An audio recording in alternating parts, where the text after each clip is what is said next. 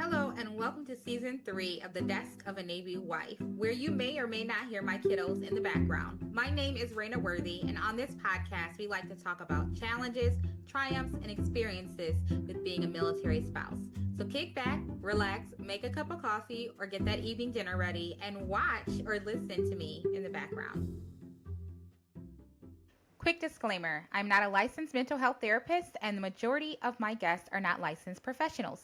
If a guest is licensed, it will be clearly indicated and noted in the episode description. The content shared on this channel and in each episode is for educational and connection purposes only. It is not intended to diagnose, treat, or replace professional mental health services.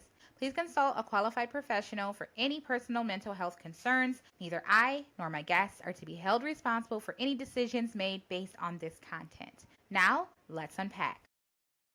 Hi, everyone. Welcome to Season 3, Episode 2 from the Desk of a Navy Wife. I'm your host, Raina Worthy. I'm super excited. This will be the second video going up on YouTube, and I am joined today by Ashley Brown as well as Sabrina Johannes, and they are both founders and creators, and they help military spouses on Deployed Love, which they'll have a second to talk about, as well as their own podcast, which is Rough Up Buttercup. So I'm going to turn the floor over to you all so that you can introduce yourself to our viewers. So I'm Sabrina Johannes. I'm the founder of Deployed Love and the co-host over at Rough Up Buttercup. We have been doing our show for 5 years, which is super exciting. We're almost finishing the 5th year, which I feel like we just started this year, which is crazy. But we've been advocating for military spouses now for at least 8 years. I mean, at least in this position, in a military leadership position. I love everything about what we do. I 100% agree with Sabrina. So I'm Ashley Brown. I am the executive director for Deployed Love and the co-host for Rough Up Buttercup. It's a big part of who we are. We're both military spouses. Sabrina's a contractor spouse now, but she still is part of the military spouse community because she still goes through the same things.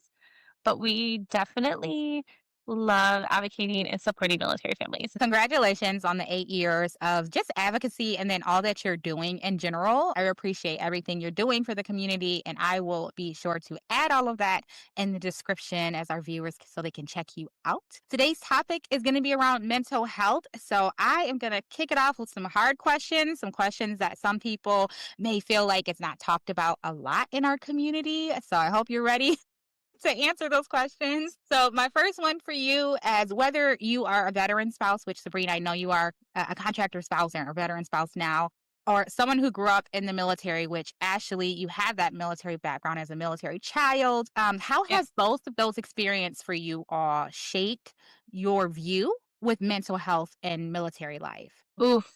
Yeah, I was going to say that. Hard-hitting questions today. I feel like because we reflect off of what our spouses do, and we got in so young, that back in the day, the culture of mental health was non-existent. Right. And the reality was that we were told, they were told through their career not to talk about it. Don't bring it up at work, especially because my husband, he has a security clearance, and there's reasons that they could take away his security clearance, which would be our entire livelihood. And so things like that is very taboo in his career. And so I think that as a military spouse, I also just kind of reflect that in myself and didn't talk about when things were struggling, when deployments were really hard. I didn't post about it. I just muscled through because he did it. So why shouldn't I do the same thing to support him? And I definitely feel like I've put it on the back burner multiple times during his career. Yeah, I feel like I've blocked out a lot of my experiences, especially as a youth. I couldn't really tell you how I felt. I can specifically tell you how I felt when my dad deployed after 9/11, because that was a pretty big time frame for us. I was much older too. So I was in middle school, high school during that time. I mean, he ended up deploying for 18 months for the first time, right after 9/11. When they first went over for Operation Iraqi Freedom and Operation Freedom and stuff. And so I do remember that being a struggle, but I also don't remember it affecting me to the point. And so, but at the same time, it didn't click to me that dad was gone. I mean, he was a Ranger Special Forces, so he was gone all the time, looking back at it.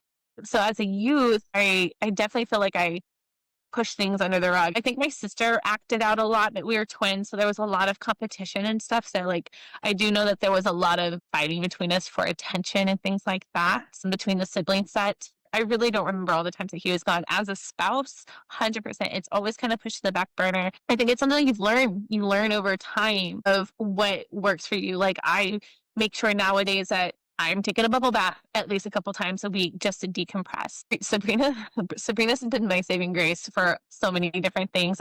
Getting me into the organization has been a huge, huge part of helping me on my journey of mental health, supporting other military families, finding some self-worth.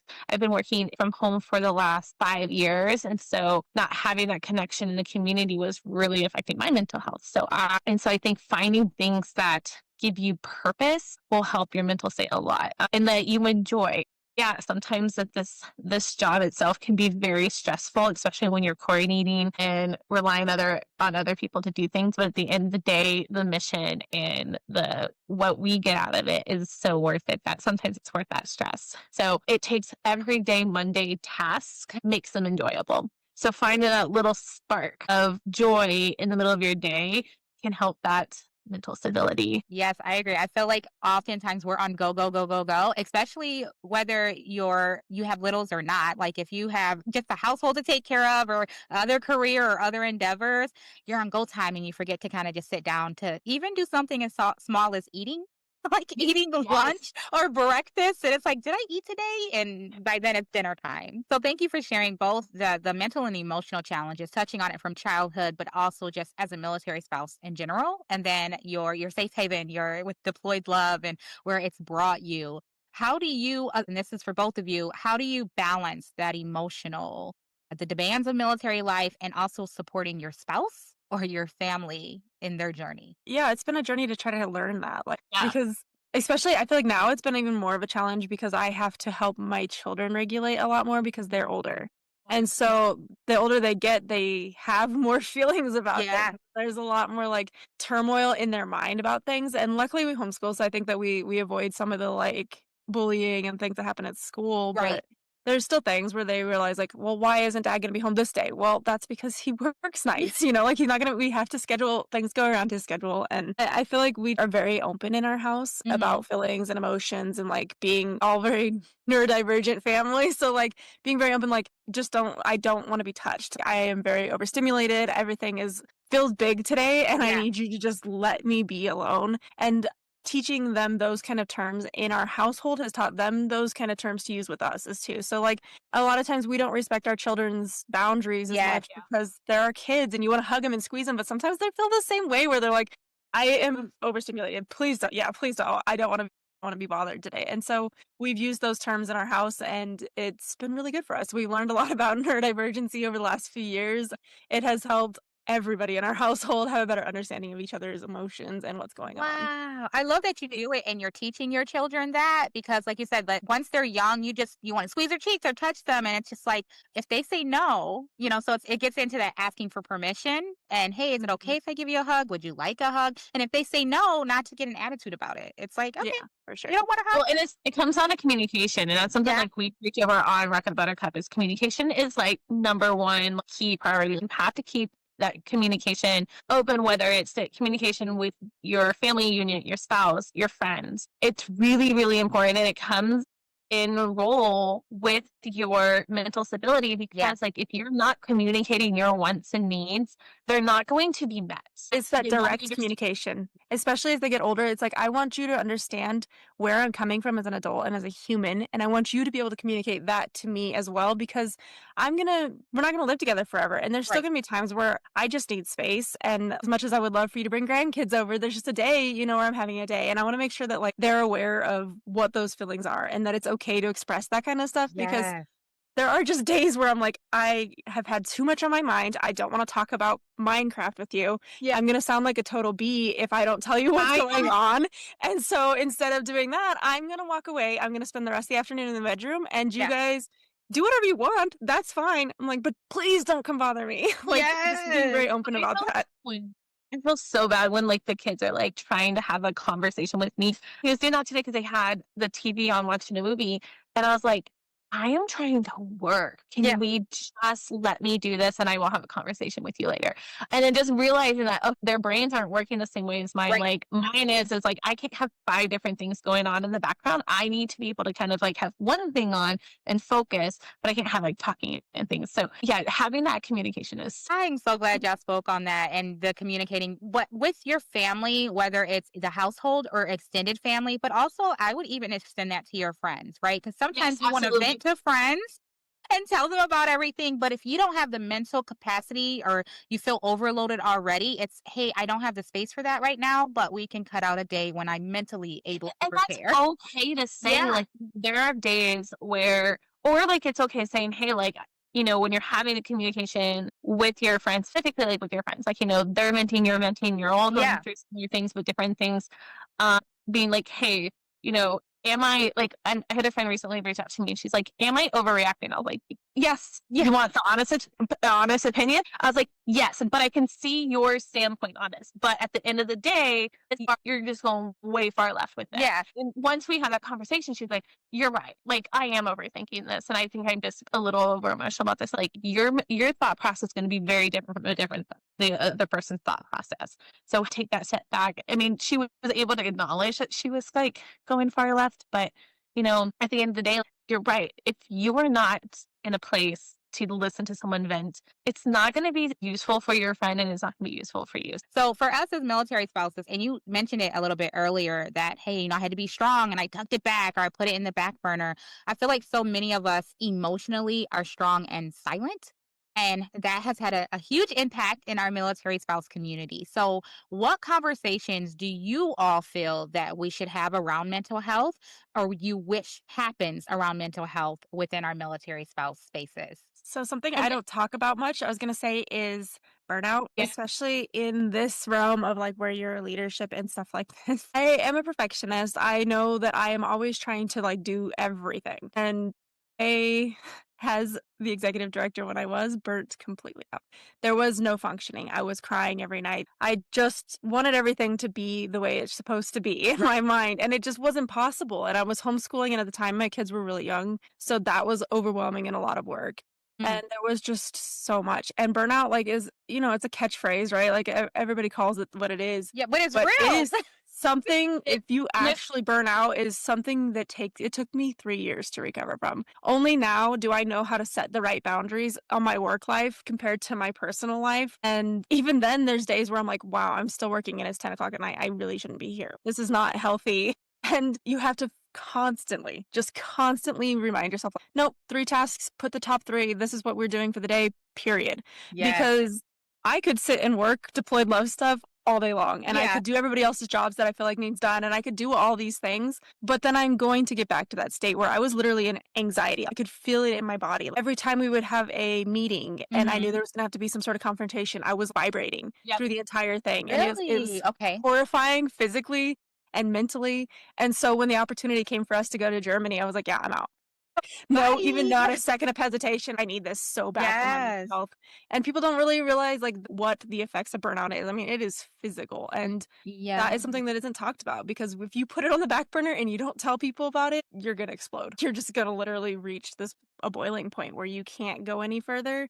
And luckily I had Ashley here who could take over for me when I needed to leave, but I Yeah. did. And if you ask her, I stepped out. Like, Yeah. besides the podcast, I was gone for an Yeah. entire And year. I definitely saw that that's something she needed. And Yeah. I was almost, I mean, there's been several times where I've gotten to that point where like I am just like done. But at the end of the day, I know that this is what really truly makes me happy. So I try to make those changes in other aspects of my life Right. where I can kind of pull them back. And I think that's just important, knowing what is important and not important to you and making those changes and saying no. No, you can say no. I wish everyone would just kind of like no is a complete sentence. Yes. No means no. No Like explanation. no, just it's just what it is. Just I'm trying to teach the kids like no is a complete sentence. You can right. say no. I mean, that you can say no to family. I think a lot of our families have a lot of that like, built up anxiety and stuff because they feel like the stress and the pressure of going home for visits on Black Right. Week and holidays. The stressors are the anxiety of, are they going to be judged for being a stay-at-home mom? Are they going to be judged for being a working mom? Are they going to be judged for putting their career over, all these other things? And I feel like we see a lot of that, Yeah. especially Because on social it's media. comparison, right? Like it's the Right. comparing ourselves to other people's lives. Yeah, like recently there was a girl on TikTok who posted that, she was a brand new military spouse. Like, Mhm. husband was on recruiting duty. I'm sure if you're on TikTok and you're on military spouse TikTok, you saw this. And where she's like, it's not that hard. And she was slammed. And here's the thing, every journey is Yeah. different. Yes. Some people may think this lifestyle is easy. I've been a part of this lifestyle for 35 plus years. Y'all. Yeah. Military brat straight into military spouse. Yeah. It there are times where I'm like, oh, piece of cake. But I've grown up this way. I Right. know this way. I know what the expectation is. Even though we preach that, you never know what's gonna happen, I know to expect the unexpected. But Mhm. that's something that I have had instilled into me since I was born. Now, that's not the case for a lot of our counterparts. A Right. lot of our counterparts have never left their state, and then now they're leaving to go to a different location. The culture shock is unbelievable. I feel like that's something that's not talked about, and that can be a huge effect on mental health, is that cultural shock of going to a different location. Even just moving back down to the South. I've lived in the South on and off my entire life. Mhm. Moving back down here, I'm like, like, it's so hot. I can't find the things that I normally buy. And I don't know why that's stressing me out, but it's stressing me out. Right. Why am I stressing out about I can't find my daughter's Chick-fil-A sauce? Just go to Chick-fil-A and buy it, Ashley. Like, you don't have to go to the grocery store. It's convenient to get it there. But at the end of the day, it's just one of those things where you just have to roll with the punches. Like, expect the unexpected. I try to explain that. But, embrace what comes to you. It I don't is. know. I think that, we go through so many changes every 3 years, however often you end up PCSing, that all these things add up to that stress level, that anxiety, that mental health. Moving itself is extremely stressful. Yeah. I mean, we've been here for almost 3 weeks now, and it's a huge mess. Yeah. And I'm stressing out. Like, I'm like, oh, it just needs to get done. But at the end of the day, I'm like, it will get done. It will. Like, it will get done. Like, get nice. I finally got my bookshelf up the other day, and it just made me, oh, no, it feels like home. Like those things will help you feel better. We started integrating into activities here. We're also homeschooling this year, so that is a huge transition for us as well. Like, that's not something we're doing, so we're trying to find our footing and trying different things that are working for us. And so, change is good. Change isn't always bad. I feel like a lot of spouses have a mindset of change is bad. And so they kind of just like, I'm not going to like this. I'm not going to like this installation because I got on the spouse page and hear all bad things. And they don't even go in with the mindset of, I'm going to give it a chance. Right. And that's what change something. Can I change something when I get there? Exactly. And so, and my biggest thing is like, don't go off of what you're reading, because you're going to hear more negative than you're going to hear positive. Right. Go and explore, go find the things that you like. But if you go on spouses pages, you'll see multiple comments right now going like, people are so mean here. And I'm like, I haven't had that experience. Yeah. I also put myself out there. I know that's really scary for a lot of spouses, is to go out and meet other spouses. Yes. I think another thing with, just because you spoke on the culture and every time you move, it's almost like that culture shock all over again. But the military in general, if you haven't been raised in it, that's a culture in itself that you have to learn. It's going to take time. And there's things you're not going to know everything.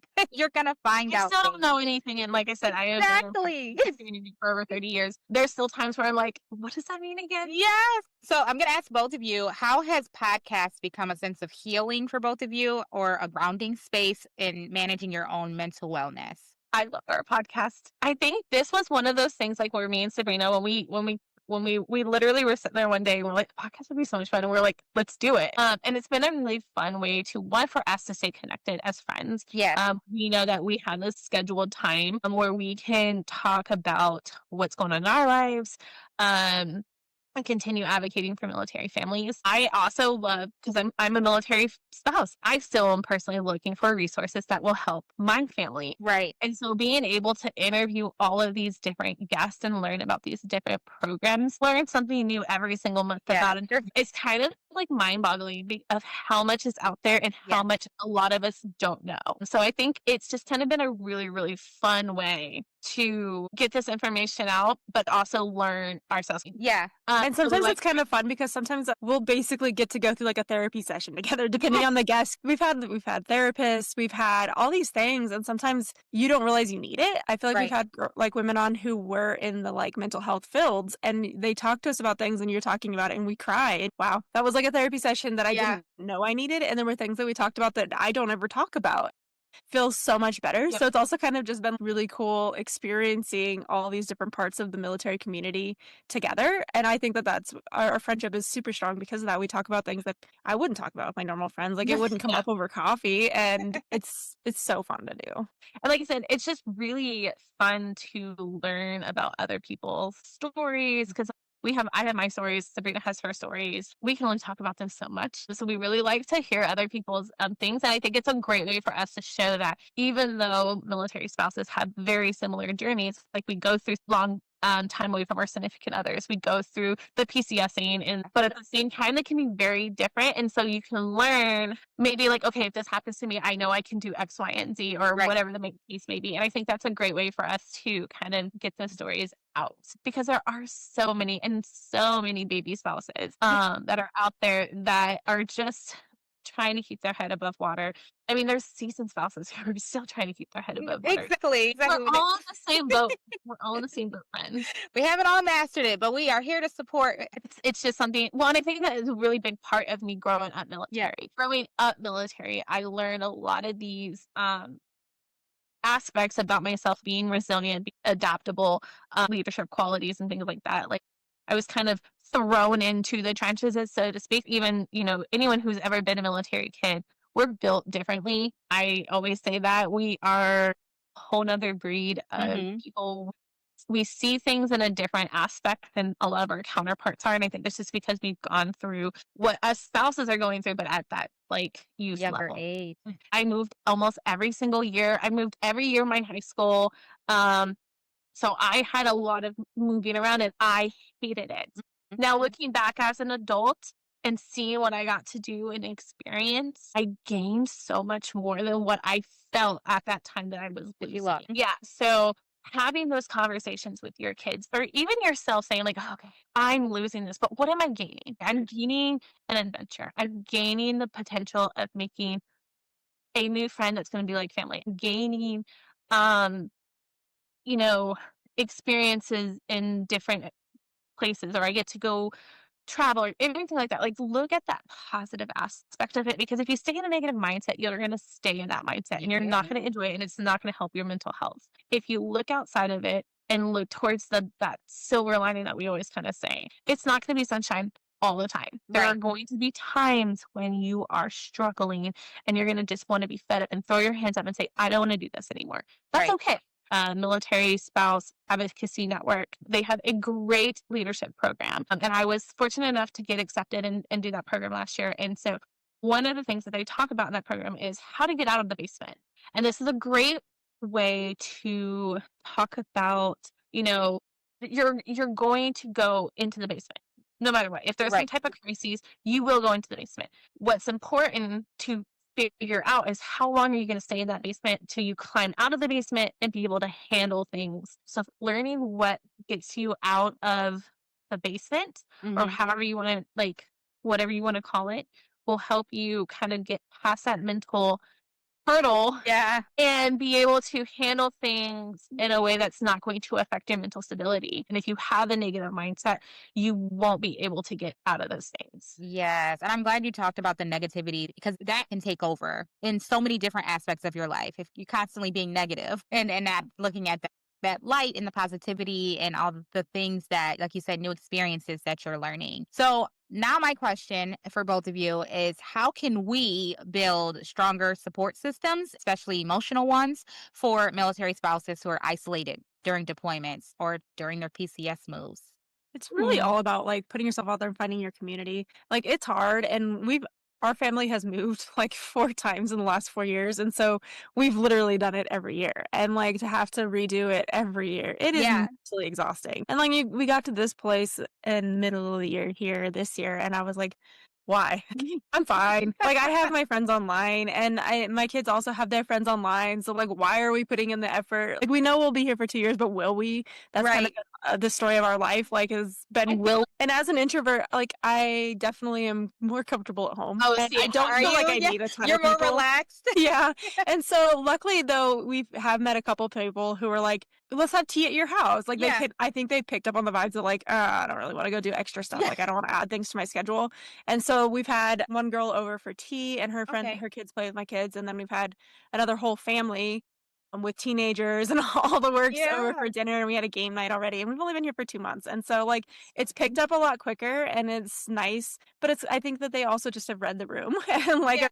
she comes to these events, but I also just like I just hang out. Like I'm not big at like That's chatting with okay. everybody, and they can read the room and be like, okay, this girl likes one-on-one interaction, and then that's better for me. And Yeah. it is. And so then we've had these great experiences already where I'm like, okay, great. We built a community around ourselves already that gets it. And I would so much rather I don't mind hosting. Like that part's Right. totally fine. I am too. But Like I I can just host a don't want to have party. to be around massive groups of people. And I've learned that over the years that like when I go to Bunko and stuff like that, I have a good time and I do Yeah. come home feeling really good about like having had all these conversations, but I'm so tired and I'm Yeah. so worn out that I'm like, I need my community needs to be small circle and it needs to be more personal. Like I need that one-on-one, that close, deep interaction with people because I just feel like shallow conversations don't fill me up. No, that's a really Yeah. important thing that you stated is I think that whether you're introverted or extroverted, that you need to have that close group Yeah. of someone, even if it's just one person that you can feel extremely comfortable with and having deeper conversations. And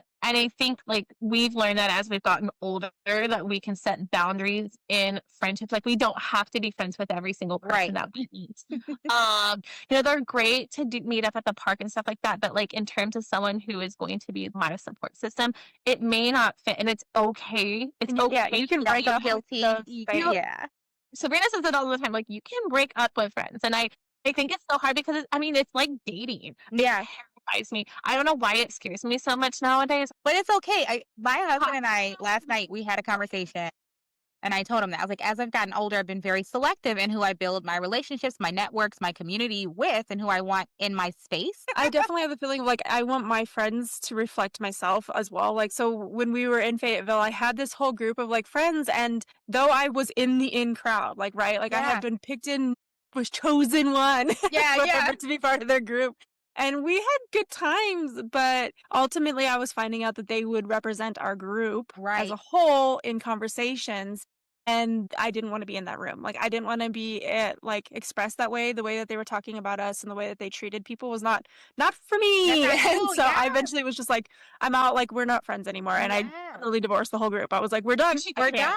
They represent you. Like growing up, think about it even when you were a child. Like at least my mom always said, birds of a feather flock together. And so for me, it's always been that way. And it's like military life, although we want a community, you can still be selective. There's a difference between like making friends and not, I still think you could be cordial and like, still talk with those people and not be snobbish. Because I do feel like that is something that a lot of military spouses feel like they experience is that they can't be friends with that person. So then like they're sitting there awkwardly at like a play group or something like that. Like no, still, they're there for a reason. If you're going to a military play group or an organization event, they're there because you're all there for the same reason. You're all there to get to know each other. Trying to find some type of connection. Yeah. And so they're going to just feel more isolated if they're feeling like they're being kind of like shunned out. So if you're going to events, you should have that mindset of, but for that small community of your community, Yeah. it's okay to set those boundaries. And I feel like a lot of spouses feel that all military spouses are just these horrible people. snobby women. But listen, there are some of them out there. Yeah. There are. And there's those keyboard warriors and there's those people who just have nothing better to do with their life than to tear people down. And I think that's just a society that we live in. I don't think it's necessarily just a military society. Correct. And Exactly. you're listening and you see that and you're just like, I want nothing to do with other military spouses. Not all military spouses are bad. I like there that. are some out there that are truly wanting to support and help and be there for you. Yeah. If you come across a bad apple, toss it aside and keep picking because they're going to be there for you. Yes, and I wanna say this to the people that are watching as well. I know when through the years I was told that officer spouses don't communicate with enlisted spouses, and that's something that's that's not supposed to take place, at least in the Navy world. And to me, I didn't like that, and I was like, oh, well, I'm gonna be friends with whoever I feel is fitting to be friends with, regardless of their spouse's rank. And so I just want to put it out there for military spouses that do feel like, oh, well, because she's an enlisted spouse, I can't communicate with her. Get out of that mindset, Yeah. okay? Because you're still a military spouse community at the end of the You're day. still a military spouse. Yes, like Exactly. you may have to watch what you say Right. In depending certain on your settings. spouses in certain Right. settings. But there are, and again, you're going to have spouses who wear the ring. And again, those are just They spouses. exist. They're just another person. Life is too short to get hung up on someone who is thinking they're better than you. We don't have Yes. time for that. Like, if they feel like they're too good for you, boo, you're too good for them. Move Like, on to the move next. on and Yeah. find someone who is going to support you and lift you up to be the best person that you can be and not tear you down because they think they're better than you. Yes. Thank you so much. Because that's something that, like, anytime I go somewhere, it's like I'm knocking it down. I don't care what your spouse does, the rank or anything. I'm getting to know who you are. Where can I support you if I can support you? Or what resources are you looking for? Is there a painting event we want to go to? Just something. Like, I think it's a way for us to like connect in another way of military lifestyle, but it can come off as they're only curious on what your husband does to see if I feel like it's a comparison. Yeah. If you're using that as a comparison, oh, like your husband Please doesn't, don't. don't do it. Don't do Don't that. do it.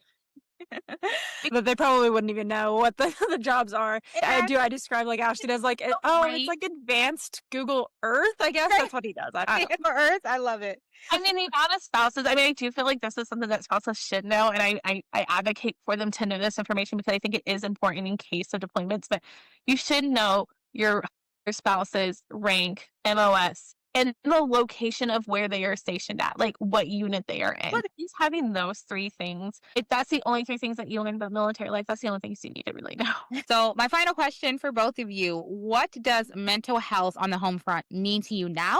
And how has your understanding of it evolved over time? it's just so much more important. And I love to see that's as a culture. Like that Yes. is something that has been, at least in the military community, advocated for. I don't like seeing how the world is today. I don't know that it's being advocated everywhere. That is clearly not the case. But I do see like younger soldiers that are getting mental health care and it's okay and it's accepted. And even just physical health care is accepted because your physical health affects your mental health. And we were also taught don't go to the doctor for anything because then you're on different things and these Yeah. issues. It's so much stronger, I feel like, but there's so much that needs to be done. So this morning, as we were recording, they talked about the Army regulations for females, and it's like, how does that help though? Like, okay, Right. great, now they don't have eyelashes. Like, what? And we need to be focusing on why are there still 22 suicides a day on average? Like, Right. why are there mental health cases like our co-host Laura where he tried to get help and no one would help him? Like, Mhm. why do these situations still exist and continue to exist? And that's what the military really needs to focus on. Thank I think, you. I mean, it's not even just the military, it's like culture. The US culture really Yeah. needs to focus on it. I mean, we're living in a society right now where it's a lot of pointing fingers. It's your side's right, my side's wrong. Roles, yeah. Right. There's a lot of things that shouldn't be happening. And so the stability of our society as a whole, in my opinion, isn't set up to properly support mental health. And I think that's going to come a long ways. One, it comes a long ways with everyone just listening and starting at home and taking those steps Mhm. to recognize what that can look like. So, irritability, body Stimulation, shaking, things everything. like, looking at things or people pulling back and like kind of cunning, recluse and things like that. Like looking for those signs and then you taking those steps to say, hey, I've noticed you've been struggling, or hey, I Mhm. noticed that you've been really short in our conversations lately. What can I do to help you? There's so many of us. I'm one of the worst ones. I think it's been instilled in us, especially from our age group, Yeah. that asking for help is a sign of like weakness or a Mhm. sign of that you're failing. And so it's been instilled that, asking for help is something that we don't do. And we preach like ask for help. But as I've grown and I've gotten older and I've recognized like wait a minute, I am starting to spiral. I need help. I need to ask for help. That's especially something like within my marriage. Like I'm like, I is spiraling right now. I need you to stop what you're doing and I need you to help me in this aspect because Yes. if not, I'm going to continue to go down the drain. And I think as a community, we also have to look for those because even if someone has expressed they need help or they've hinted at it, we may not be actually as a society going, oh, wait, they asked for help. Like, Yeah, right. you know, our society has been built on like, oh, they're just complaining to get out of PT or, oh, they're just complaining because they don't want to come into work today. Like that's how our society views things. Mhm. And so until we change that mindset of, oh no, this person's saying something's wrong, we need to dig a little deeper. Yeah. And that needs to come into play. I mean, I'm hoping the military takes extra steps. And I feel I've seen a lot of steps towards that way. Mhm. You know, a lot of new regulations about you can't say certain things to like drill and different things like that, but it still happens. So, and they, you know, and the excuses, oh, we're just trying to, you know, build tough skin and resiliency. But at the end of the day, Yeah, being on the other end of it, the veteran side of it is, yeah, maybe it's better inside of the active duty culture because those things get noticed more. There are eyes on people. There's Mhm. suicide watch. There's things like that. You drop out of the military, you get out, you're done. you're done. Nobody, There's nothing nobody there. You don't watching have you. it. And I have veteran friends where I reach out to them and I'm like, whoa, that post you just made is extreme. Like, are we Yeah. okay? Yeah, Like, right. what is Red going flag. on? Yeah, Reading just watch posts or out things for like it. that, like they're Mhm. wanting someone to be like, hey, like you post, I'm giving you things like that. I understand that life can get busy and sometimes things get missed, but like if one person catches it out of the thousands of friends that we all have on Facebook Right. or Instagram or whatever the case, what if just keeping out and kind of catching those triggers of I or think the TikTok's a good one to watch for too, is because a Mm. lot of us will repost stuff. And so it may not physically be coming from me. I may not be verbalizing what is going on. But if Yeah. I'm but reposting the similar content over and And it's like, over, let me there's check a in. message that I'm trying to get out to people. It's a reach for help and hoping without that somebody will actually just catch saying it. I need help. And I think that's Yeah. Yeah. one how our generation does. Like, oh yeah, this I is have what a I'm doing. I'm friend. gonna share it. I have a friend. I have a question for a friend here that's thinking about this, and it's Yeah. like, no, I'm glad that you've noticed that, Sabrina, like in reaching out to the friends and veterans, and you pointing out that hey, they don't have that immediate, someone Don't have the keeping that support. eye on them It's so weird. constantly. Yeah, it's weird getting out because those things that you're so used to in the active duty realm of having Yeah. like They just your sergeant who knows what's going on in your Yeah. life or any of these things, it just It's disappears gone. immediately. well, you would think Wow. like our service members have someone's eyes on them every single day. So Right. if they see someone struggling, or those are going to come to the front and are going to be handled. But again, like Sabrina said, like as soon as you're out, you're out. There's no support. A lot of your counterparts are moving on. I mean, they may still be there if you're still in the location, but I mean that's why you see such a high Great. veterans who are struggling. And it doesn't help that if you're in an area that, you know, you don't have a great VA or you're having to travel hours to the VA because Get there. Yeah. our service members specifically go through so much. Even if they've never deployed before, Mm-hmm. they still have gone through so So much. Like we talk about how like this hurts my brain. I can't even like function right now Yeah. because like I just so much. They're going through such a high strenuous career, the amount of pressure put on them to make sure everything's perfect. So there is still a really, really high stress, no matter what job you're doing. Yeah. You know, you have people above you yelling at you have people down below yelling at you. There's just a high stressful environment. And so keeping that in mind as a spouse as well. Like, don't just think that they're like, you know, going to work and it's Everything. la la land and they Yeah, come no. home. And that's something like I've always tried to do. Like, you know, I'll get really I used to get so mad at my husband because he'll come home, get on the couch, fall asleep or play on his phone. I'm like, can you do something with me? And then after communication, which Yeah. is like, you know, what we preach, like learning, like he's like, I'm exhausted. I'm tired. I need Yeah. to take a nap.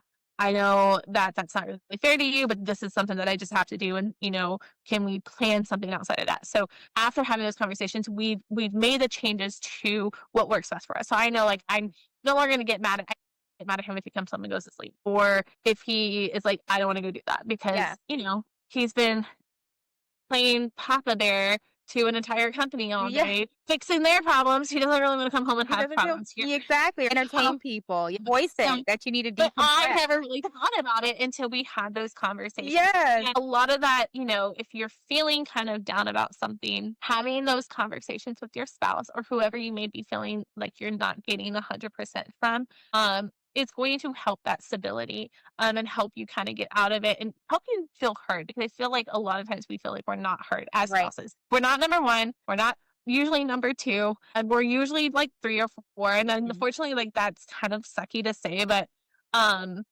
I can't imagine any military spouse family where a spouse comes first, military first, at least. They don't get a choice. They It Yeah, I was gonna say, really it's has the to be mission. done. they can't For sure. pick you. They can prioritize you as much as possible, but at the end of the day, if Uncle Sam says he has to go, she has to go, they gotta go. So having those conversations is like, okay, hey, like I understand that I am not your number one, but also, guys, military life isn't forever. Thank you so much. I am so glad that you spoke on really the multiple challenges, both from military spouse to active duty to veterans. It comes at you at every angle. And military spouses, if you don't know what your spouse does, gain some type of understanding and have that conversation with them so that when they do come home and they want to decompress, you understand, like Ashley spoke on, having that understanding. I think it's important for us to know that too as military spouse with our service members. That's it for today. Thank you so much, both of you, again for joining me today and being on the podcast, talking about mental health, getting real. Is there any other type of tips, resources, or anything you want to share so I can be able to put it in the description? Just make sure you ask for help. And there are so many resources. And the biggest one that's super easy to get at is going to be your military, like one space situation, because they have counseling, they have marriage counseling, they have financial counseling. Any part, I feel like all those little parts, your physical health, your mental health, your financial health, all those things play together. And if you aren't on the right place with any of them, you're going to see the problems, making sure you use those. Like, why not? All that stuff is there and it's free. Yeah. I mean, I literally was gonna say is utilize the resources that are available to you. If you do not know what is out there, reach out to us because I mean we can help you find that. But I mean, like they all play a role, like Sabrina just said, mental health, financial, all of that comes into play. If one is out of whack, you're likely experiencing some form of stress and anxiety. And so your mental stability will be off. So having that and then having a community, I think is really important, even if it's just one person you can count on to just come over and sit on the couch and veg with you if that's what you just need, or if you need someone to, you know, come over and help you fold laundry because you have a mountain of laundry and it can feel really lonely, but you're not alone and there's someone out there that can assist you. So join a supportive group. We have our Hearts Connect group, which is an online community. So if you're not at one of our installations that have coordinators, we do have that podcast, which is full of knowledge. So you can go listen to that, but just be in the know. I feel like if you know what's out there and help you, you can have this touch in your back pocket and feel like you kind of know where to go for this. And that can feel like a little self-reassuring that you have that extra support when you need it. Yes. And if you need the 3 people in your back pocket, Sabrina, Ashley, and myself will find you those resources, those connections, or be part of your community and network. So do not hesitate to reach out. I'm going to put down their information along with mine so that you can find your group, find your community as well. Thank you guys. Thanks so much for having us. Thank you again for tuning in this week. I look forward to bringing you resources, support, and laughter. Sending my love from the desk of a Navy wife.